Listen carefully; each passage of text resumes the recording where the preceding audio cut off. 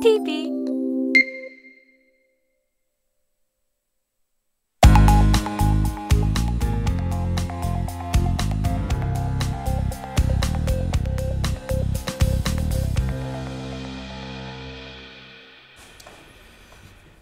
자, 한 주간의 이슈를 정리해 드리겠습니다. 염청규 시작합니다.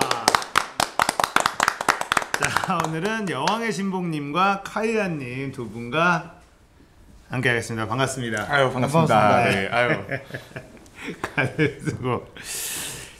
자, 바로 들어가보죠. 일단 첫 번째로 얘기할 게 오늘 뭐 이제 블리즈컨 이야기. 네. 예, 블리즈컨 이야기랑 뭐 복지 관련 재원, 사립유치원, 병원의 공통점 뭐 이런 거 영애 신부님이 준비하셨고, 카이아님 강제징용, 네. 예, 카이아님 강제징용 판결에 따른 것, 그다음에 국회의원들의 유튜브 진출에 대한 뭐 이런 정도 이야기를 나눠보도록 하겠습니다. 먼저 2018 블리즈컨 후기, 뭐 일단은 공개된 게 워크스페이스 3 리포지드가 나왔고, 디아블로 임모탈, 스타2 전용 딥러닝 인공지능 개발 현황, 오버워치의 애쉬 영웅 추가, 뭐 이런 것들이 나왔는데 어떻게 보셨나요? 일단 워크래프트 3의 아버지 아니신가요? 뭐 아버지까지는 아니지만 워크래프트 좋아하는 3를 사람이죠. 정말 사랑했던 분이시잖아요. 네. 그래서 저는 사장님 의견이 먼저 궁금한데, 저는 일단은 이번 블리즈컨에 사람들이 다 부들부들하길래, 아니 이렇게 좋은 소식이 있는데 뭐 이렇게 부들부들거려. 부들부들의 포인트가 좀 다르죠. 네, 저는 네. 디아블로를 별로 안 좋아해서, 그래서 이제 워크래프트 3 리마스터가 나올 거다라고 기대는 했었거든요. 네. 이번 블리즈컨에 아마 나오지 않을까? 뭐 이렇게 생각을 했었는데, 리마스터가 아니라 그냥 아예 새로 만들었더라고요. 리포지드. 다시 꽝꽝꽝 했다. 완전히 다시 만들어가지고 새 게임이에요. 예. 맞아요. 근데 뭐 개발자 아예 새로 뽑는다는 얘기는 있었어요. 이게 워스리 모집할 때 워스리 개발자로 딱 해서 빵 모집하기를 이거 리마스터 하는구나까지는 알았는데, 이게 갑자기 이렇게 될 거라고 생각 못했죠. 나는 뭐 리마스터의 개념이 아니라 완전히 새로운 네, 모델링을 하고 완전히 다 다시 만들었기 때문에 이거는 리포지드라는 이름으로 나왔는데 엄청 기대가 되죠. 근데 저는 이제 멀티플레이보다 그 워크래프트 3의 싱글 플레이를 다시 한번 그것도 더 좋은 해상도로 해볼 수 있다는 거가, 거기다가 정말...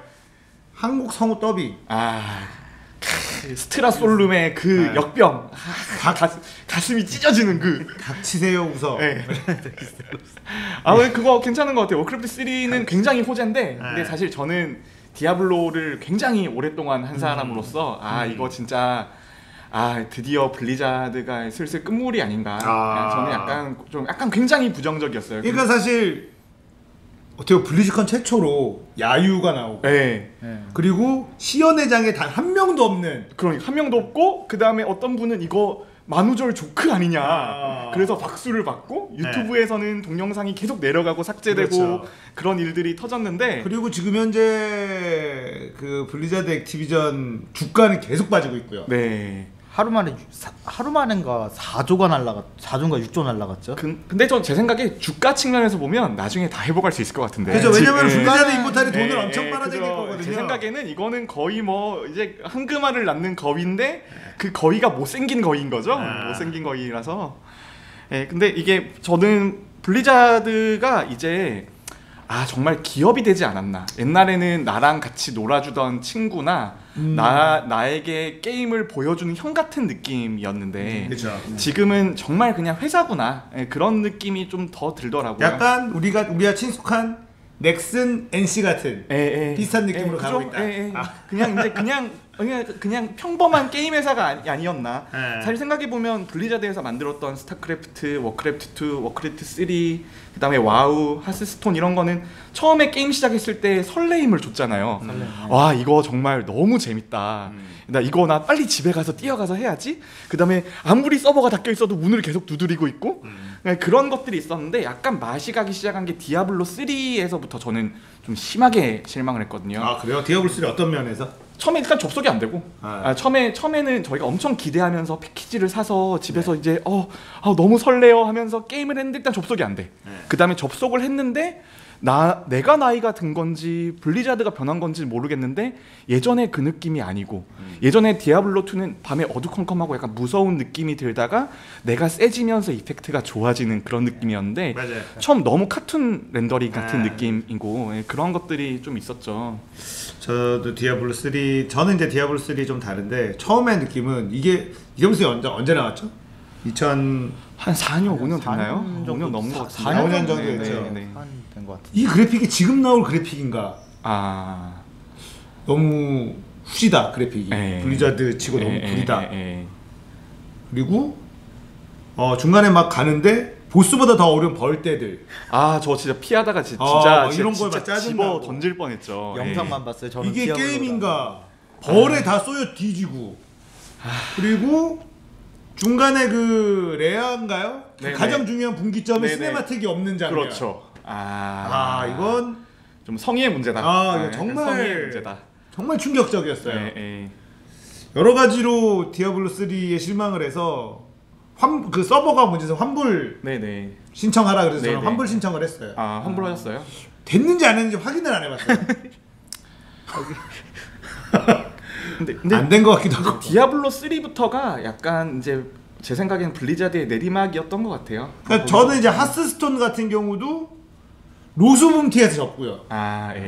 예. 그래서 이제 블리자드 게임과 많이 이제 오버워치 같은 경우 총싸움은 총을 워낙 못 쏴서 네. 자연스럽게 졌고 그런 상황에서 블리자드 그 배틀넷 앱을 예, 맞죠. 실행을 잘 안 하게 된 지 좀 오래됐어요 저는. 이게 저도 그저께 친구들끼리 회식 끝나고 나서 스타크래프트 4대4 하러 갔었는데 이제 다시 계정이 잠금돼 있더라고요. 네. 원래 그렇게 이제 블리자드랑 내가 참 멀어졌구나. 휴면 계정. 예전에는 뭐 그 런처는 무조건 켜져 있는 거고 그쵸. 그런 거였는데 참 나랑 오랜 친구가 이제 네. 멀어진 느낌이 드는데 디아블로의 이 모바일 이모탈은 거의 이제 선언이죠. 이제 나는 너네랑 이제 그렇게 재밌게 안 놀아줄 거야. 난 너한테 이제 돈을 받아내기 시작할 거야라는 거 같아요. 우리는 이제 돈 벌 거다. 네, 우린 이제 돈 벌 거다.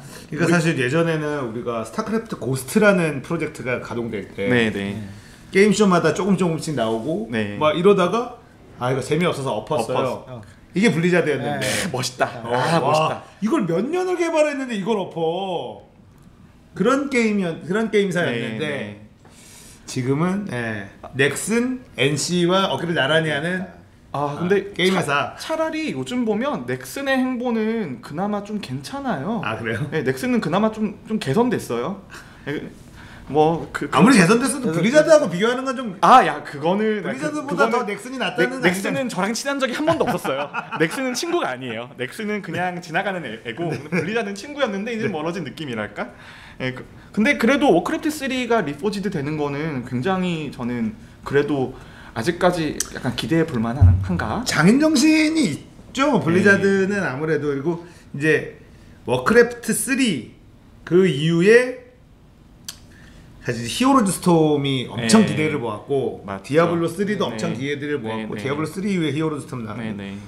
그 기대치를 다 충족을 못 시켜준 게 사실이죠. 물론 매우 잘 만든 게임들이었는데 일단은 디아블로 3와 히어로즈 오브 스톰이 전 세계 유저들을 그 전작에 비해서 그리고 히어로즈 스톰은 기대치에 비해서 만족하지 못했고 오버워치에서 일단 한번 빵 터졌죠. 네. 오버워치는 뭐 괜찮았어요. 잘 만들었다고 생각을 해요. 그러니까 오버워치가 처음으로 이제 스타크래프트, 워크래프트, 디아블로 IP가 아닌 완전 새로운 IP로 그렇죠. 만들어지는 그런 게임이어가지고 전 처음에는 약간 블리자드하고 좀 안 맞는 그런 느낌이 있었거든요.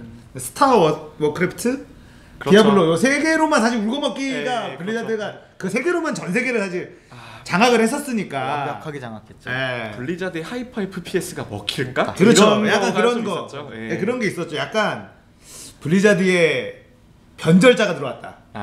이런 느낌도 있었고 그리고 이제 그 세계관 자체가 이게 스타크래프트나 워크래프트나 디아블로처럼 오버워치의 세계관이 이게 몰입이 되는 세계관은 또 아니었어요. 무거운 세계관이 아니고 그냥 네. 게임을 위한 설정에 그쵸. 가까운 그런 약간 세계관인 리그 오브 거죠. 레전드 세계관 같이. 그렇죠. 그 애들끼리 흐름을- 날뛰고 네. 그냥 이런. 흐름을 탄 것 같아요. 왜냐면 그때 당시 약간 그 전 세계적으로 이제 동양권 쪽 얘기를 하자면 그때가 현대 판타지가 한창 물이 오를 때였어요. 그런 시기에 그런 걸 더 맞춰서 했기 때문에 더 빵 터지지 않았나 그런 생각도 해봐요. 그러니까 게임성 자체가 워낙 좋아서 아니 뭐 게임은 재밌었어요. 네, 게임은 게임은 되게 재밌었는데 신선했고 굉장히 역시 게임을 하는 사람의 문제다. 멀티플레이는 게임 회사는 잘못한 게 없어. 사람들이 잘못하는 거죠. 근데 그런 건 있어서 이제 오버워치가 FPS 게임인데 네. 이게 실제 게임 플레이 스타일은 리그 오브 레전드 같은 AOS 스타일로 가고 맞아요. 그래서 이게 진행이 직선 진행이거든요. 네. 그러니까 카스 같은 5대5 FPS를 생각했던 분들은 이게 밀고 네. 거점 점령하고 그러니까는 점령하고. 루트가 결국은 한 방향으로 쭉 흘러가는 부분에 있어서 네, 좀 네. 전략이 다양하지 못하다. 네, 그렇죠. 근데 그거를 이제 조합으로 결국 풀어내는 걸로 해서 새로운 네. 캐릭터를 계속 내고 뭐 그런 식으로 만들었고 그리고 오버워치의 가장 큰 불만은 저는 6대6이었다는 거. 네. 저희가 경기장이 여기 뒤에 있는데 5대5거든요. 5대5. 오버워치에 한 명이 안 들어가요. 할 수가 없다. 오버워치 대회를 할 수가 없다. 굉장히 피곤했어요. 6대6. 한 명은 어디서 어디 딴 데서 하고요. 깍두기석 예, 아니면 예. 감자석에서 해야죠.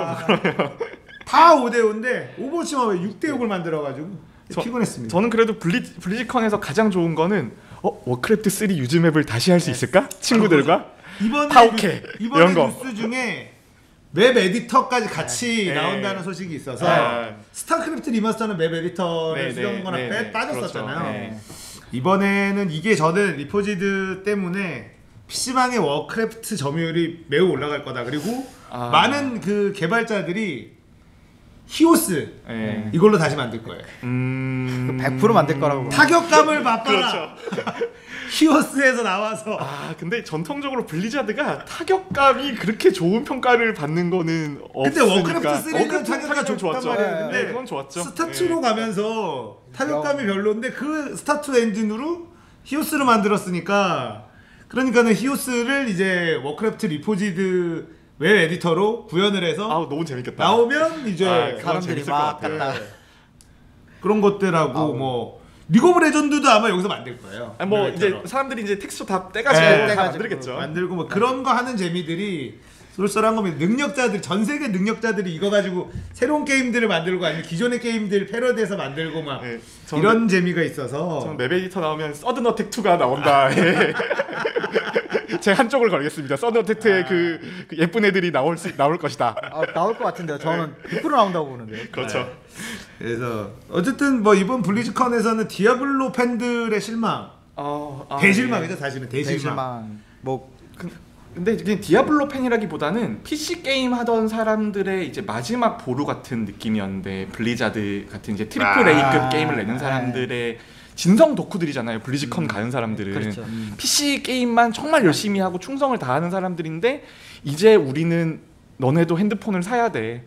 그런 거를 말해주는 굉장히 서글픈 저는 블리즈컨이었다고 봐요. 사야 돼가 아니라 너네들 폰 없어였으니. 그러니까요. 근데 너무 그 멘트가 결국 또 실망한 팬들의 분노에 기름을 부어버리는. 네. 네. 그렇죠.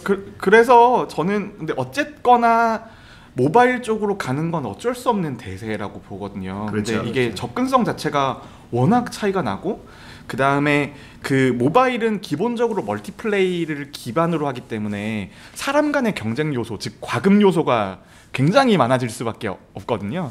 매출 보면 리니지 매출이 그렇게 나오는 걸 보면 그거 보면 게임 회사에서 게임 개발자들도 보면 참 서글플 것 같아요. 이게 내가 잘못한 거냐, 니들이 잘못한 거냐, 도대체 누가 개돼지냐 그런 서글픔이 있죠. 그런 소리가 있잖아요. 1년 바짝 땡겨서 한 5, 6년 할 서버비 다 마련해 놓고 운영한다. 네. 늘 뭐 그런 소리가 있으니까 모바일 게임은 모바일 게임은 1년 바짝 땡겨가지고 그냥 평생 물고 먹어도 될 매출을 뽑아버리니까요. 히트작들 보면. 그리고 1년 쓸 돈을 제가 모바일 게임 한 번에 써버리죠. 한 달 만에. 야 이거는 이거 안 된다. 이거는 안 된다. 제가 그 스토리 이후로 모바일 게임을 안 하고 있는데 그때 제가 모바일 게임 과금의 무서움을 알았죠. 정말 그때 얼마나 그때 뭐 제 한 3달 월급 정도? 와 많이 근데 군의관 때였어서 3달 월급 정도였어요. 근데 그거는 아 이거 와이프가 모르겠죠 뭐. 슬픈 현실인데. 네, 슬픈 현실이죠. 자, 이야기를 조금 더 그러면 확장시켜보면 영신봉님께서는 디아블로와 로스트아크 이야기를 좀 준비를 했어요. 그래서 블리즈컨에 대해서 우리가 좀 얘기를 나눴고 네. 거기서 이어서 디아블로와 로스트아크가 지금 평이 굉장히 좋습니다. 네. 로스트아크 굉장히 괜찮고 네. 근데 제가 로스트아크는 그 클로즈 베타 할 때부터 관심이 있었어요. 제가 지금 한 재작년부터 유심하게 본 게 처음에 조조전 온라인 이 모바일로 나온다고 해서 그건 넥슨님에도 불구하고 어느 정도의 기대를 가지고 봤었고 그 다음에 이제 듀랑고는 이제 그 설레임을 나에게 돌려줄 수 있을 것이다. 완전히 새로운 형태의 장르니까 그랬는데 이제 두 게임 다 그저 그랬고 그 다음에 로스트아크 같은 경우에는 집 나간 내 와우 친구들이 로스트아크에서 다시 만나지 않을까? 그런 희망이 있었어요. 그래서 이제 그런 것 때문에 로스트아크를 기대를 하고 있다가 이제 수요일에 제가 이제 강의가 뒤에 앞뒤로 있는데 강의 시간 사이에 이제 일부러 빼서 접속을 기다리고 있는데 여지없이 접속이 안 되더만요. 여지없이 접속이 안 되고 근데 실시간 검색어에는 로스트아크가 올라간 게 아니고 로스트아크 인벤이 올라가 있고 예, 그러니까 왜냐면 접속이 안 되니까 인벤에 가서 자유 게시판을 봐야 되잖아요. 저도 들어가서 보려고 하고 근데 보통 한국 그 게임들이 오픈 첫날에 하루 종일 안 되는 경우도 허다해요. 하루 종일 근데 그 이번은 한 2시간 만에는 접속이 되더라고요. 2시간 만에는 접속이 되고 저는 사람들이 소형 로스트아크 안 해요. 원래 이런 게임은 한 일주일 뒤에 사람들 평가 보고 괜찮다 그러면 쓱 하는 거야. 그때 되면 접속도 좀 풀리고 그렇게 줄 서가지고 하고 싶은 생각은 별로 스트레스 받아가면서 할 생각 없어서. 근데 지금도 오는 대기열이 꽤 있어서 저는 이거 이제 여기서 이제 썰 풀기 위해서 로스트아크를 의무적으로 했는데 밤에는 대기 거니까 막 서버당 10,000개씩 걸리는 거예요. 그래서 너무 대기열이 길어서 지금 저는 아침에 새벽 5시부터 7시까지 한 2시간 3시간 정도 이제 계속 플레이를 해서 출석 체크 다 하고 있고 그렇게 해서 지금 이제 레벨이 한 26, 27 그 언저리라고 해서 마의 구간이 한 25까지래요. 마의 구간을 딱 넘어섰는데 그때부터는 괜찮다라는 생각이 들긴 해요. 근데 아직까지는 근데 왜냐하면 저는 이미 와우에서 레벨이 120이고 이미 퀘스트랑 퀘스트 심부름이랑 심부름은 이골라게 했는데 거기서도 또 처음에 이제 뭐 설명해주면서 스킬 한번 써보세요. 스킬이 들어옵니다. 누르세요. 그리고 심부름 시키잖아요. 그 심부름하는 과정이 이제 난 너무 지겨운 거죠. 저 그런 심부름 하다가 포기하는데. 네, 그러니까 이게 뭐 어디서 밥도 사줘야 돼, 뭐 꿀도 가져와야 돼, 우편물 놔두고 오면 그것도 주워줘야 돼. 그런 과정이 좀 지루하긴 했는데. 그러니까 뭐냐면 저는 좀 이런 거를 좀 스토리랑 연계해서 하면 되는데. 그냥 레벨업을 위한 의무적인 복분 미션들이 너무 짜증나는 거예요. 네, 그렇죠. 그래서 와우는 오히려 와우의 스토리가 이어지는 개념이니까 그래도 스토리를 좋아하는 사람들이 그걸 읽어볼 여지가 있거든요. 랩업을 하는 과정에서.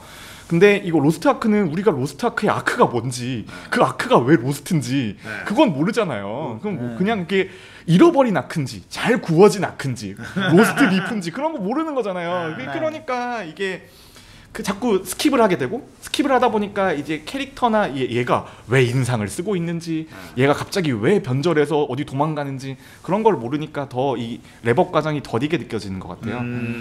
그리고 이제 또 하나가 제가 로스트아크는 어떻게 생각을 했냐면 요즘에 게임이 아예 맛집 골목에 있는 식당들에서 하는 맛집들이 있어요. 대표적인 게 몬스터 헌터 같은 것들. 그러니까 하나의 메뉴를 정말 맛있게 잘 만들어내는 그런 류의 게임이 있는데 그러니까 로스트아크는 백종원 선생님의 식당 골목 같아요. 그러니까 음식 하나하나가 정말 맛있거나 이거 괜찮아 보이진 않아요. 근데 여러의 선택지가 있고 선택지마다 다 그냥 가성비가 적절한 정도의 그런 유예요. 그러니까 그렇더라고요. 저도 이제 보면 로스트아크가 여기저기 거 잘 갔다가 잘 섞어놨다.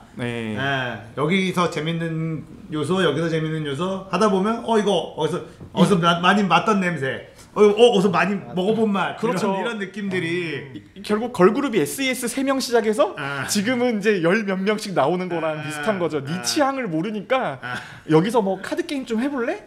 카드 좀 주고 알아서 뽑아가라. 너 레이드 좋아하냐? 너 좀 무역 좀 해볼래? 너 채집 좋아하니? 뭐 이런 요소들이 다 들어가는 거니까. 근데 아직까지는 그래도 다들 만렙이 다 대부분 안 돼 있잖아요. 네. 근데 로스트아크는 디아블로의 모양을 띠고 있지만 저는 본질적으로 와우에 가깝다고 생각하거든요. 그러니까 만렙 컨텐츠가 이제 레이드나 아니면 파티 플레이나 뭐 그런 것들 위주로 돌아갈 거기 때문에 사람들이 만렙 찍고 봤을 때 이게 얼마나 사냥이나 아니면은 레이드의 재미가 있냐 그거가 좀 있어야 될 것 같아요. 제가 와우나 디아블로류를 별로 좋아하질 않아서 로스트아크가 디아블로에 많이 비교가 되잖아요. 네네. 네.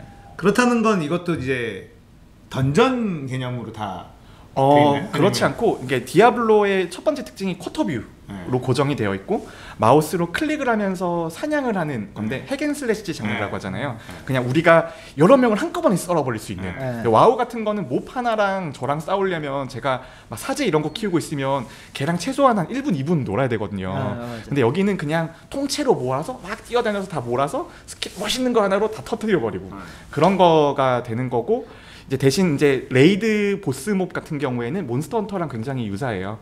이게 패턴이 몬스터마다 정해져 있고 그 패턴을 한 4명 정도의 파티원들이 이제 돌아가면서 잡는 개념이니까 이게 어떻게 보면 모든 게임들에서 좀 흥했던 요소들을 다 가지고 왔는데 그게 독창적인 맛이 날 거냐 그런 거는 전혀 없다고. 제가 이제 로스트아크 안 해봐서 궁금한 게 지금 이제 와우랑 비교하면 사실은 제가 되게 스트레스 받는 게 MMORPG 같은 거 하면 초반에 사람들 바글바글 할 때 네. 뭘 따와라 아. 가면 애새끼들이 내가 딸라 그러는데 다 따와. 예, 맞아요. 기다려야 돼. 맞아요, 리젠데는. 맞아요, 이제 맞아요, 너무 맞아요. 스트레스 맞아요, 받는 맞아요. 근데 디아블로 같은 경우는 입구에만 바글바글 이런 류는 바글바글 있다가 던전에 딱 들어가면 나만 있잖아. 아, 그렇죠. 그렇죠. 그런 방식인지 아니면 아. 바글바글하게 같이 움직이는 건지. 이게 바글바글하게 같이 움직이는 지역이 있고 네. 그 별도의 던전, 인스턴트 던전 개념으로 들어가서 진행하는 시네마틱 던전이라는 개념이 있고 그래서 이게 바글바글하진 않아요. 근데 와우도 그게 하도 기다려서 채집해야 되잖아요. 오픈 네. 첫날에 다 이렇게 줄 서가지고 너무 짜증나더라고. 클릭해야 되잖아요. 근데 지금은 이제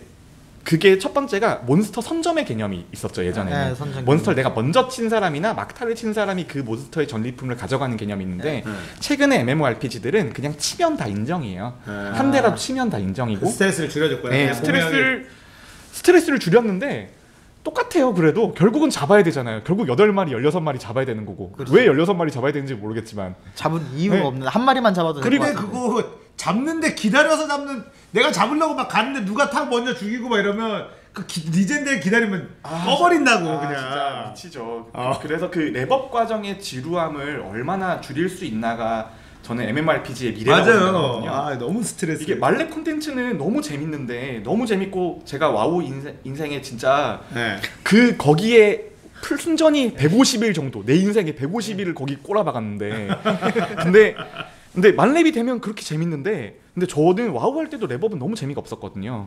근데 저는 와우는 랩업하다가 접었어요. 네, 그러니까 랩업 과정 얼마나 단축시켜 줄 수 있어야 되는데 로스트아크가 처음에 악평을 받는 이유 중에 하나가 처음이 너무 지루해요. 처음에 프롤로그랑 튜토리얼이라고 있는 것들이 이게 지금 2018년의 게임인가 싶을 정도로 진부하고 재미가 없어요. 근데 그게 그냥 차라리 스킵을 하고 하면 되는데 근데 우리 게이머의 특성상 프롤로그나 튜토리얼은 해야지 내가 나중에 바로 가서 적응할 수 있을 것 같은 느낌이 들잖아요. 과감하게 그걸 스킵하는 유저들은 없다고요. 근데 그 처음에 특히 제가 지금 하는 거가 이제 마법사 중에 바드라는 캐릭인데 거기에 프롤로그가 너무 심해요. 심할 정도로 재미가 없어요.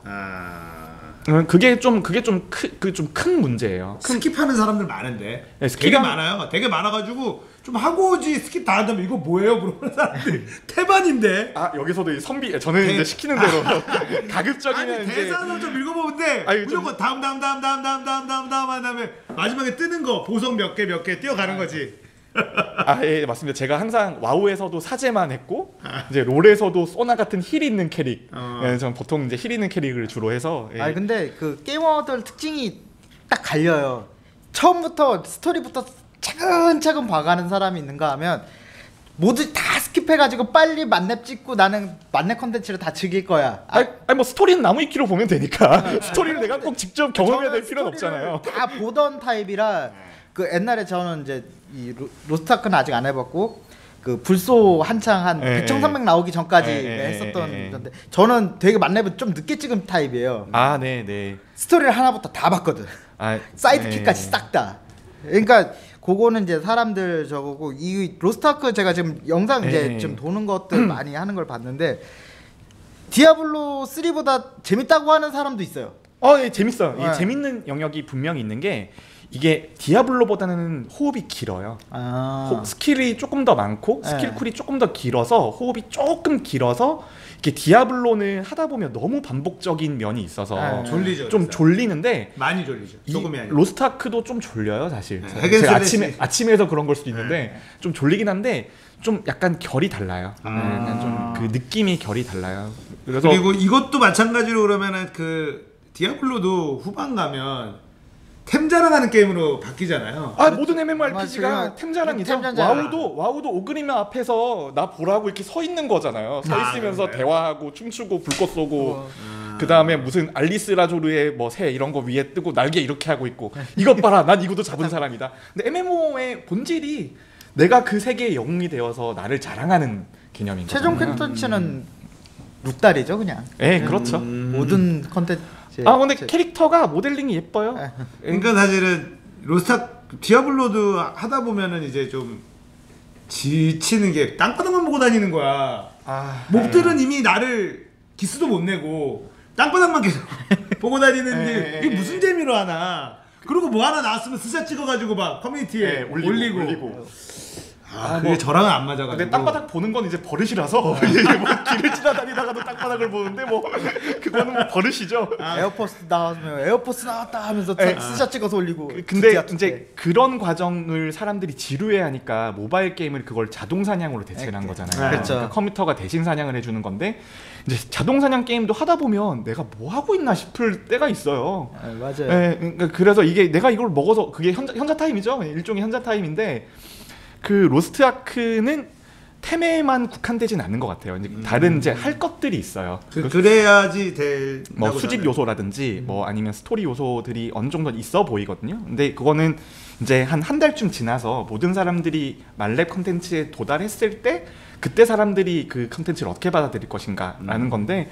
근데 그래도 지금 정도의 성적 오늘 아침에 보니까 PC방 점유율이 10% 정도 나오더라고요. 네. 10%에서 15% 정도 사이에 뭐 나온다는 얘기가 있더라고요. 10% 정도면 진짜 빌보드 핫샷 대비죠. 이 정도면 완전 핫샷. 매우 훌륭한. 네, 완전 핫샷 대비인 거죠. 우리나라의 PC 게임이 이 정도로 사실은 관심을 받고 보통은 우리나라에 최근에 나오는 PC 게임들이요. 한 3일 만에 사라졌어요. 예, 맞아요. 네, 맞아요. 야, 재미없다. 지워라. 근데 심지어 이거는 운영 그 스마일 게이트임에도 불구하고 흥하고 있는 거잖아요. 스마게 그 정도는 요거는 참 사람들이 이 MMORPG 특히 와우 같은 좀 호흡이 긴 MMORPG가 제대로 나오기를 좀 기대를 하고 있었지 않나. 점유율이 대기 시간이 길어가지고 점유율이 높아진 거 아니에요? PC방에서. 쳐놓고 다른 거 하고. 게임하고 있고. 지금 PC방 이벤트 하고 있잖아요. PC방 이벤트를 하고 있거든요. PC방 이벤트를 하고 있으니까. 그래서 그런 거 아닌가?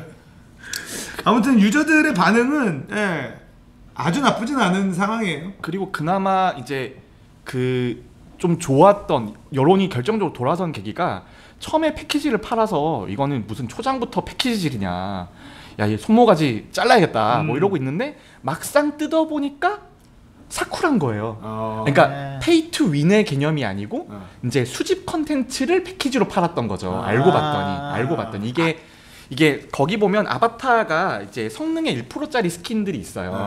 근데 성능의 1%짜리 스킨이 그걸 사야지만 얻을 수 있는 게 아니었던 거예요. 그러니까 안에서 제작해서 얻을 수 있는 그런 개념이었던 거죠. 그러니까 그래서 사람들이 처음에는 이거 봐라, 스마일 게이트 오픈부터 장난질이네, 죽여버려야지 그러고 있다가 막상 딱 패를 까니까 이 정도면은 이거 얘네들 개발비 뽑을 수 있을까? 약간 이 정도의 그걸 되면서 이게 결정적으로 하루 이틀 사이에 커뮤니티 여론이 확 바뀌었어요. 그러니까 그 말하자면 좀 한정 패키지로 이렇게 패키지 내놨던 게 실질적으로는 컨텐츠 이제 게임 내에서도 만들 수 있었던 컨텐츠들이다. 컨텐츠들인데 그러니까 조금 빨리 얻고 싶으면 돈 질러라. 근데 저 같은 사람들은 좀 팔지. 약간 이런 마음이 있어요. 이게 하루에 진짜 많이 해봐야 1시간 2시간밖에 그렇죠, 못하는데. 라이트 유저들은. 결국은 현질하는 사람들이 이제 30대들이 시간이 없어서 돈으로 시간을 사는 거거든요. 그렇죠. 내가 좀 시간을 사겠다는데 왜 안 팔아? 정말 좋은 거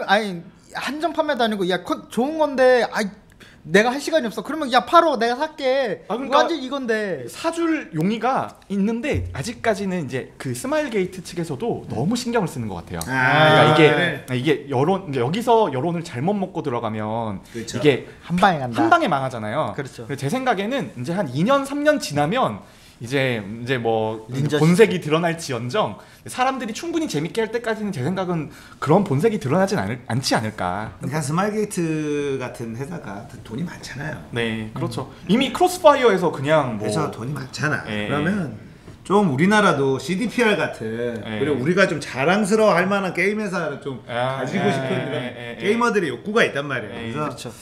이번에 이제 스마일게이트 사실 욕을 많이 먹잖아요. 그렇죠. 저는 로스트아크로 좀 좋은 평가로 이미지 좀 바꾸는 계기가 됐으면. 저는 블루홀에서 우리나라 게임 회사의 미래를 좀 봤었는데 그 배틀그라운드 개발사. 근데 이게 우리나라 게임 회사의 한계인지는 모르겠는데 일단 유저들을 제재하는 거에 있어서 우리나라 게임 회사들은 굉장히 소극적이에요. 돈인데. 예, 근데 그게 장기적으로 보면 질을 더 클린하게 관리하는 게 더 오랫동안 뽑아먹을 수 있기도 한 개념인 거거든요. 그러니까 고정 팬층을 딱 만들어 놓으면 그러니까 그 사람들이 돈을 쓴단 말이에요. 어쨌든 간에 지금 모바일로만 놓고 따지면 모바일에서 주 수입원은 헤비 과금러예요. 그러니까 진짜 돈 거기다가 진짜 몇 천만 원씩 박는 사람도 그렇죠. 있거든요. 그 그렇죠. 사람들만 딱 고정으로 만들면 그 게임 자기네 게임은 망하진 않거든요. 돌아가는 그렇죠. 거니까. 그렇죠. 그 계속 그러다 보면 또 신규 유입 조금씩 들어오고 그 사람들이 또 과금하게 되면 그거 있고. 그러니까 제가 예전에 머머 스토리 게임을 정말 하드하게 했었거든요. 네. 심하게 하드하게 했었고 거기서 가장 상위 클랜의 상위 뭐 군단 뭐 하여튼 거기에서 1년 정도 활동을 했었는데 그 사람들은 과금하는 규모가 아예 상상 외예요. 그러니까 저도 거기서는 가장 말석인 거예요. 겨우 거기 들어갈 수 있는 건데 대부분 거기에 계신 분들은 그냥 한 달에 한 1,000만 원 정도 쓰는 거는 그냥 뭐 소소하게 했다 정도의 개념이신 건데 부럽다. 네, 저도 너무 부럽죠. 왜냐하면 등짝 안 맞고 그렇게 할 수 있다는 거예요. 그러니까. 네, 그래서 그러니까 그런 초헤비 과금러들을 대상으로 하는 게임이 사실 모바일 카드 수집 게임들이에요. 근데 거기서는 그냥 무과금 유저나 소과금 유저는 밑에 N수를 채워주는 사람 수를 채워주는 개념인 거고 가장 핵심의 그 주 메인 팬층은 그 헤비 과금러 한 1,000명 정도. 1% 정도. 1% 1,000명 정도. 그 정도를 하는 건데 근데 전 로스트아크는 이게 아직까지는 헤비 과금의 요소가 전혀 보이지 않아요. 헤비 과금을 할 수가 없어요. 근데 대신 이게 PC방 과금이 들어가니까 이제 PC방에서 이제 과금이 안정적인 수익 구조가 확보가 되면 그렇죠. 더 괜찮을 것 같긴 한데 로스트아크 생각보다 나쁘지 않다. 나쁘지 않는데 근데 절대 기대하시면 안 되는 게 몬스터 헌터 같은 특이한 취향, 맛. 와 이거 진짜 요거는 재밌다. 내 취향 맞으면 난 평생 할 수 있어. 그런 게임은 아닌 것 같아요. 그러니까 이제 쉽게 얘기하면 아까 얘기했지만 로스트아크는 유명한 맛집은 아니고 약간 백종원 프랜차이즈 백종원 프랜차이즈예요. 평타 치는 맛을 여러 가지를 준비해 놓은 언제를 가도 안정적이다. 굉장히 안정적인 맛을 보여주는 오리 같은 그런 거죠. 1,000억 개발비에 대해서 어떻게 생각하세요? 근데 제가 제 직업이 지금은 교수잖아요. 네. 교수고 이제 정부 정책 개발 과제 같은 것들을 많이 하면 네. 이 1,000억 개발비는 대부분 식비, 인건비, 회의비, 술값, 회식비예요. 그렇죠. 그래서 이게 개발 기간이 길어지면 길어질수록 거기에 비례해서 정비례해서 늘어나게 되어 있는 거고. 사실 인건비죠 다. 인건비죠. 다 게임 만드는 거 뭐. 인건비죠, 인건비. 그다음에 이제 마지막에 마케팅비 뭐 이런 거 들어가는 거고. 뭐 그런 거고 뭐. 다 인건비예요. 1,000억 개발비가 근데 제 생각엔 서든어택이 그러면 200억 써서 800억을 덜 써서 망했냐? 그런 건 아니거든요. 근데 똑같이 돈을 써도 그래도 로스트아크는 그나마 시장의 니즈를 어느 정도는 파악하고 있었다고 봐야죠. 서든어택2 같은 완전 시대착오적인 게임은 아니었잖아요. 그렇죠. 그런 거에서 보면 뭐 제 생각 스마일게이트가 이런 식으로 크로스파이어로 벌어온 돈을 게이머에게 환원하겠다고 생각을 하신다면 저는 어느 정도 계속 지지해줄 의향은 있어요. 아무튼 스마일게이트가 정말 지금처럼 꾸준히 유저들이 지금 뭐냐 뭐 얘네 왜 이러지? 그러니까 저도 불안하게 얘네 팔지 왜 안 파냐? 얘네 운영을 왜 잘하는 것처럼 하지 마. 이런 약간 그게 있어서 지켜보도록 하겠습니다. 네. 그 스마일게이트가 정말 한국의 CDPR처럼 한국인들이 이제 자부심을 가지고 외국에 우리나라에 스마일게이트라는 게임 회사가 있다 이렇게 얘기할 수 있는 네. 그런 회사가 됐으면 좋겠습니다. 로스트아크 앞으로 지켜보겠습니다. 자, 그리고 이제 카이아님의 강제징용 판결. 아유 이제 갔어야 됐겠네요. 이제 굉장히 진지한 주제. 네. 강제징용 판결에 따른 이야기를 준비했는데 한번 들어보죠. 뭐 다른 건 다들 이게 진작에 나왔었던 얘기 이제 판결이고 저거 하긴 그리고 뭐라고 해야 되나?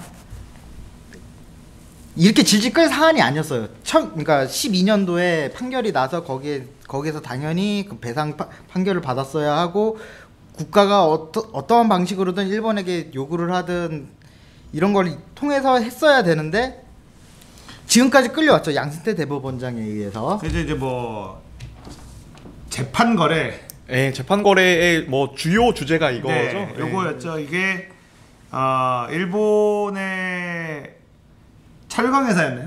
네, 신일본 주철이라고. 네, 철강 회사에 강제로 끌려가서 네. 강제 징용을 당한 분들 중에 이제 살아계신 분 네 분이 아마 네네. 네. 소송을 손해배상 청구 소송을 했는데 그거를 내가 양승 대법원에서 우리가 질질 끌어줄 테니 네. 빨리 네, 일본이랑 쇼를 쳐라. 질질 끌어주고 그렇게 해주면 니네가 뭐 줄 거냐. 네. 그렇죠. 그 걔네가 얘기한 그 양세가 주장했었던 뭐 한국법원. 그거를 한국법원을 만들어 네. 줄 거냐. 뭐 이걸로 다시 거래한 게 요거잖아요. 강제징용에 따른. 그걸 했던 게 이제 YTN에서 11월 6일 날 나왔던 그 보도인데요. 이게 양승태 대법원장이 소파 같은 이제 특별법을 만들어서 요거를 특별 협약을 협정을 통해서 가지고 그 한일 그 양국의 재단 같은 걸 만들어서 거기에만 소송을 걸게 만든 거예요. 그것도 이제 2012년도를 놓고 공소시효를 맞춰서 우리나라 공소시효가 그 민법상으로는 3년 그 앞날로부터 3년이래요. 그 3년을 이제 못 넘어가 빨리 넘기게 이런 식으로 해서 하려고 했는데 다 무산이 됐죠. 다행히. 이거를 또 뭐가 있었냐면 이것도 이제 위안부 할머니들 이런 재판도 같이 물고 들어가려고 했었어요. 근데 이게 딱 걸렸죠. 이게 YTN 보다 보니까 화가 너무 나가지고 감당도 못 하겠더라고요. 이게 이런 이야기하면 되게 좀 이상하게 들릴 수는 있는데 이게 아예 법원에서 일어나는 일이잖아요. 그래서 이거는 약간 법적으로 접근을 좀 해야 된다고 생각을 하는데 지금 판결의 문제는 뭐냐면 개인 청구권을 일본에 주냐, 그러니까 일본에게 개인을 청구할 수 있는 권한을 우리가 인정을 하냐 안 하냐의 문제인 거거든요. 근데 그 사람이 개인 청구권이 소멸이 됐냐 안 됐냐에 대한 이야기인데.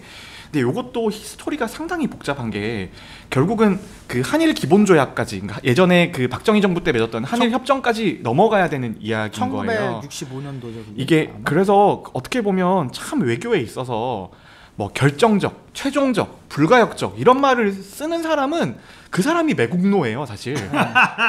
그런 말을 쓴 사람이 매국노인 거죠. 근데 그렇죠. 위안부 협약도 그렇고 그 이제 한일 협정도 그렇고 거기에 보면 최종적, 불가역적이라는 표현이 들어가 있어요. 근데 그 표현은 그냥 일본한테 완전 골든패를 준 거예요. 야, 너 이거 봐라, 이거 다 해놓고는 뒤에서 왜 딴 말이냐라고 하면. 그거는 굉장히 어려운 거고, 그 다음에 한일협정의 기본 컨셉 중에 하나가 뭐였냐면 개인 청구권을 우리나라에서 대신 받아서 일본한테 돈을 받아서 우리나라 정부가 나눠주겠다였어요. 근데 한일협정에서는 원래 일본이 주장했던 거 뭐였냐면 강제징용이나 그런 피해자들한테 일본 정부가 직접 계좌로 쏴주겠다였거든요. 그 시절에. 근데 그때 이제 그 박정희 정부에서는 수교도 안 했는데 무슨 소리냐. 수교도 안 했는데 너네가 어떻게 우리 계좌로 넣어줘. 그때 뭐 텔레뱅킹이나 뭐 토스가 있는 것도 아니고. 그죠? 그래서 우리 정부가 받아서 그거를 넣어주겠다라고 한 거예요. 근데 그 받은 돈이 그때 돈으로 아마 8억 불인가? 그러니까 우리나라 1년 예산의 한 2배 정도 되는 돈을 그때 받았어요. 받았던 게 8억 불이 아니고 5억인가 6억 불 정도 되는 걸로. 근데 그게 이제 현금 실제로 받은 거랑 차관 형태로 받은 네. 거랑 현물이랑 합치면 제 생각에 제가 알기로 한 8억 불 정도 되는 걸로 다 합치면 8억 불. 8억 불 정도 되는 걸로 알고 있는데, 근데 그 중에 실제로 피해자한테 돌아간 돈은 10%가 안 돼요. 네. 그게 아마 한 8% 9% 정도 됐을 거예요. 나머지 돈은 다 포항제철, 경부고속도로 그런 국가 기관 사업을 만들거나 박정희가 개인 정치 자금으로 가져가거나 그런 것들이거든요. 근데 거기서부터 원죄의 시작이에요. 만약 거기서 개인 청구권을 우리가 우리나라 국민들한테 잘 돌려줬었으면 새로 더 드러난 피해자, 예를 들어서 위안부 할머니 같은 분들, 아니면 새로운 강제징용 피해자들한테도 할 말이 있겠죠. 그때는 우리가 다 계산을 해줬는데 너네가 지금 한 거보다 지금 드러난 피해자가 더 많지 않냐. 그럼 우리가 돈을 더 받아야 된다라는 우리가 할 수 있는 도덕적 우위가 있는데 이미 거기서 끝난 거죠. 근데 거기 협정문 3조 사망인가 될 거예요. 3조 사망 보면 이러한 거를 했을 때 한일 양국이 합쳐서 뭐 재단이나 이런 걸 해가지고 한다는 조항이 하나 있어요. 네네. 근데 그 조항 같은 거를 하나도 인용을 안 한 거예요. 그냥 거기서 그걸 가지고 일본은 그 조항이 있음에도 불구하고 이미 다 지급을 했다. 거기서 이제 자꾸 배째라 하는 거죠. 다 줬으니까, 우리는 다 줬으니까 끝났다. 일본 입장에서만 놓고 본다면, 그러니까 일본 입장에서만 보고, 일본 입장에서만 놓고 본다면 아버지가 달라 그래서 줬어. 그죠. 알았어. 네. 너 믿고 줄게. 네. 다 잘 나눠줘. 네. 줬어요. 근데 안 받았다고 계속 난리야 그 이후에. 그래서 딸내미가 정권을 잡았네. 딸내미랑 자 이제 10억 불 더 줄 테, 10억엔 더 줄 테니까 이제 진짜 아무 소리 안 하기야. 그죠. 이제 진짜 아무 소리 안 하기. 딸내미가 오케이 해줬어. 최종적 불가 역적으로 한 오케이 거죠. 또 해줬어. 네. 근데 갑자기 정권이 바뀌니까 10억엔 갖고 가. 그럼 이거 니네 한 조약 취소하는 거야? 아니 취소하는 건 아닌데 우리 돈으로 쓸 거야? 안 쓸 거야? 그냥 근데 갖고 있는다. 갖고 가든지 말든지 선택해. 이러고 있는 상황인 거죠. 그러니까 일본 입장에서만 보면 아니 한국이랑 뭔가 해결하려고 하는데 맨날 정권만 바뀌면 말 바뀌고 돈은 없고. 계속 갖고 가고 사과하라고 계속 하고 얘네들한테 사과해주면 안 된다. 이런 기분이 들 수 있어요. 일본인들 입장에서만 딱 놓고 본다면. 아니 그런데 실질적으로 일본이 이런 거에 대해서 사과나 이런 걸 한 적이 없어요. 그러니까 문제는 중국에는 강제징용에 대해서 사과도 하고 배상도 하고 다 했어. 그렇죠. 그러니까. 그런 것들 했는데 한국에는 왜 안 하냐? 저는 그렇게 생각하는 게 한국이 만만해서요 뭐 이렇게 하는데 그게 아니라 한국은 이미 했으니까. 네, 한국은 이미 1960년도에 다 잘못했다라고 인정을 하고 끝난 거예요. 근데 하고 사과하고 국가에 박정희 정권한테 돈도 다 줬고 어마어마한 돈을 다 배상을 했는데 어디 갔는지 모르고 막 이런 상황이니까.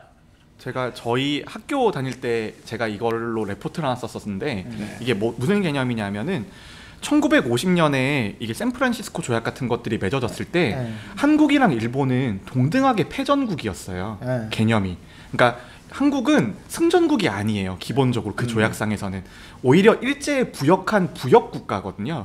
부역 국가라서 우리가 그 광복이 되고 나서도 조약상으로는 일본이 한국에 배상해줘야 될 법적 국제법상 의무가 없어요. 국제법상 의무가 없어요. 왜냐하면 이승만 이런 사람들이 굉장히 걸리적거려서 만약 광복군이 한국에 제주도라도 상륙을 해서 그 사람들이 임시정부로 인정을 받고 이제 우리를 탈환했다 그런 개념이고 그 정통성을 그 다음 정부가 이어갔으면 그건 승전국이 될 수 있는 거죠. 근데 기본적으로 이제 미군 군정이 진주한 상태에서는 한국군은 그냥 부역 국가의 일종이었어요. 예를 들어서 그 독일과 오스트리아 같은 그런 관계였던 거죠. 법적 조항상에서. 근데 그러면은 어떻게 되냐면은 일본이랑 한국은 재산 정리만 하면 돼요. 그러니까 예전에 일본 제국주의 하던 그 국가에서 나름 재산들이 있을 거 아니에요. SOC나 뭐 가지고 있는 국가 예산이나 그것만 둘이 분파이하고 우리는 이제 독립 새로운 민주주의 국가로 태어나면 되는 그런 개념이었어요. 샌프란시스코 조약이나 그 50년대 조약 자체가. 그런데 한국 전쟁이 끝나고 나서 이 사람들이 미국 입장에서는 한국이랑 일본이 저렇게 지내면 대공산주의 전선에 큰 문제가 생기는 거잖아요. 그래서 한일 협정 자체가 미국이 일본을 엄청 푸시를 한 거예요. 그냥 아예 푸시를 빡빡빡빡빡빡빡 준 거예요. 그래서 일본 입장에선 울며 겨자 먹기로 한일 협정을 맺어준 거예요. 그래서 일본 내부에서도 한일 협정에 대해서는 굉장히 비판적인 사람들이 많았어요. 왜냐하면 법적으로 우린 배상할 의무가 없다. 그런데 그러니까 중국과 나머지 나라와 한국과는 좀 차이가 좀 있네요. 그렇죠. 그러니까 차이가 있어요. 중국은 기본적으로 국제법상 승전국이에요. 네. 거기는 승전국이에요. 승전국이고 우리나라는 패전국의 부역국. 패전국의 부역국이에요. 진짜 미친. 창피하다. 제가 그래서 너무 싫어요. 너무 싫은 거긴 한데, 근데 이제 그렇게 되고 나서 그 한일 협정 자체가 일본의 입장에서는 굉장히 시혜적으로 받아들일 수 있는 그런 협정이었어요. 그게 8억 불이 어느 정도였냐면 일본 그때의 전체 외환 보유액의 3분의 1 정도 되는. 일본 입장에서도 큰 돈 썼네요. 엄청 큰 돈을 쓴 거죠. 엄청 큰 돈을 쓴 거죠, 사실. 우리나라 입장에서도 그때 한 해 예산에 뭐 5배인가 6배 이상 한 됐다. 2배에서 3배 정도 돼요. 네. 2배, 3배 정도 되고, 우리나라 지금 1년 예산이 400조니까 400조. 지금 기준으로 따지면 한 800조쯤 받은 거예요. 와. 그러니까 그 환율 기준으로 따지면 그때 그 환율 기준으로 다 하면 지금 현재 한 60억에서 70억 불 되죠. 네, 60억에서 70억 불 되는데, 이제 그거는 이제 그때에서 단순 물가 환산이 되면 그런 거고. 단순 물가 환산이. 와. 그러니까 지금 이제 강제징용 판결이 이제 배상하라. 네, 대법원 배상하라. 나왔어요. 근데 문제는 이게 일본에서 우리가 일본에 있는 회사한테 배상하라고 해서 걔네가 배상 안 한다고 해서 우리가 뭐 강제할 수 있는 당연히 권한이 없죠. 없잖아요. 예. 그래서 되게 선언적인. 선언적인 거고. 근데 이렇게 개인 청구 인정할 거면 국가가 먼저 돈을 줘야죠. 우리도.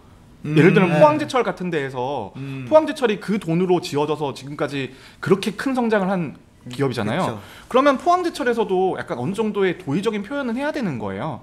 그래서 예전 대법원에도 보면 포항제철 같은 예전에 60년대 한일협정에서 배상받아서 그걸로 큰 기업들은 도의적인 책임을 다해라라는 스테이트먼트가 있어요. 대법원 판결에도. 근데 보통은 대법원 판결에 그런 말을 잘 안 넣거든요. 그 이유가 우리 국가에서도 그 죄책감이 어느 정도 있는 거죠. 없어 보이던데. 없어. 그러니까 이게 보니까 지금 일본에서는 정부에서 회사들한테 배상하지 마라. 네, 그죠. 이렇게 하고 있는 상황이고 우리는 배상할 이유가 없다. 니네들이 배상할 이유가 없다. 우리 정부가 예전에 어마어마한 돈을 이미 다 줬다. 네, 그런 그리고 거죠. 박근혜 정부 들어서 10억엔 또 줬다. 위안부 그거 다 하라고. 그러니까 우리는 할 만큼 다 했다. 추가 가금 요소냐? 스킨까지 사라는 거냐? 그렇게 받아들여질 수 있는. 일본에서는 지금 일본에서는. 그런 상황이고 회사 입장에서는 모르겠는데 어쨌든 이게 우리나라 정부가 그 회사한테 니네 빨리 배상해라고 강제할 수 있는 상황은 아닌 그런 건 거죠. 아니고. 네, 아닌 거죠. 근데 이제 저는 이게 의미가 있는 게 우리나라에 살고 있는 피해자들이잖아요. 네. 그렇죠. 피해자들이죠. 대한민국 정부가 이 사람들 편을 들어준다는 신호를 주는 건 매우 중요하다고 봐요. 좋죠. 굉장까지 좋죠. 그런 시그널을 그 명확하게 준 적이 없거든요. 제가 봤을 그렇죠. 때 한 번도 없었는데 지금은 명확하게 시그널을 줬고 이제는 정부가 뭔가 그 행동을 취하면 거기에 따라서 또 이제 국민들은 움직이겠죠. 그분들도 움직이실 거고. 그래 저는 지금 정부나 지금 대법원은 오히려 용기 있는 판결을 한 걸 수도 있어요. 근데 저는 너무 싫은 게 그 전에 정부랑 대법원들은 도대체 뭘 했냐는 거죠. 그러니까 뭐 친일파들이죠. 그러니까요. 도대체 뭐 했냐는 거예요. 뭐 했냐는 거. 친일파들이지 뭐. 친일파도 친일파지만 친일파보다는 이런 걸 더 많이 따져서 이걸 우리가 했을 때 일본한테 그 뭔가 압박이 들어오면 도대체 이걸 어떻게 대처해야 되지? 그런 걸 먼저 더 생각을 했기 때문에 이런 걸 못했다고 생각을 해요. 저는 그렇게 생각하는데 일본한테 압박 들어올 게 뭐가 있습니까? 압박 들어올 게 없어요. 이미 사이 뭐 그냥 압박 들어올 것도 없고 이게 우리나라가 제가 이제 근데 미국이랑 우리나라가 싸울 수 있나요? 중국처럼? 못 싸우죠. 그렇죠. 그리고 만약에 그걸 싸우자고 하는 대통령이 있으면 국민들이 다 말려요. 그건 아니다. 미국과 싸우는 건 아니다. 중국하고 싸울 수 있나요? 아니에요. 대놓고 못 싸워요. 대놓고 못. 근데 일본한테는 싸우라 그래. 그렇죠. 근데 경제로 따지면 세계 2장이 일본이에요. 이게 그건 거예요. 미국이 1장이고 거의 2장 3장 일본인데 그렇죠. 군사력 순위도 그렇고. 아니 일본한테는 1대1로 싸우래 막. 이게 그거예요. 개 두 마리가 멍멍멍멍멍멍멍 해요. 근데 줄을 딱 놓잖아요. 그러면 안녕? 그러고 이제 이렇게 하는 그런 거고. 그리고 예전에 그 이명박 대통령 같은 경우에도 지지율 떨어지니까 독도 가버렸잖아요. 그냥 네. 야 독도 그러고 가면 이제 그렇게 이벤트로 한일 관계를 써먹으니까 네. 이게 그 일본도 우리를 진지하게 생각하지 않고 한국도 일본을 그렇게 생각하면 나중에 애니는 누가 만들어주냐? 그 비디오들은 누가 찍어줄 거냐? 그래서 뭐 일단은 이 강제징용 판결이 너무 늦게 돼서 4명 그 할아버지 4명 중에 3명이 돌아가셨어요. 아, 진짜 그거 이게 너무, 지연되는 너무 동안. 슬프죠. 그러니까 지금 양승태 대법원장 전 대법원장과 그에 연루된 이 개새끼들을 빨리 처단을 해야 되거든요. 근데 지금 특별재판소 특별재판부 위원이라고 막 끊기고 있죠. 위원이라고 그 행정법원인가요? 행정처? 법원 행정처? 행정처. 야 그럼 지네들 이때까지 한 건 위원이 아니냐? 아 정말 아우, 뻔뻔해서 난 정말.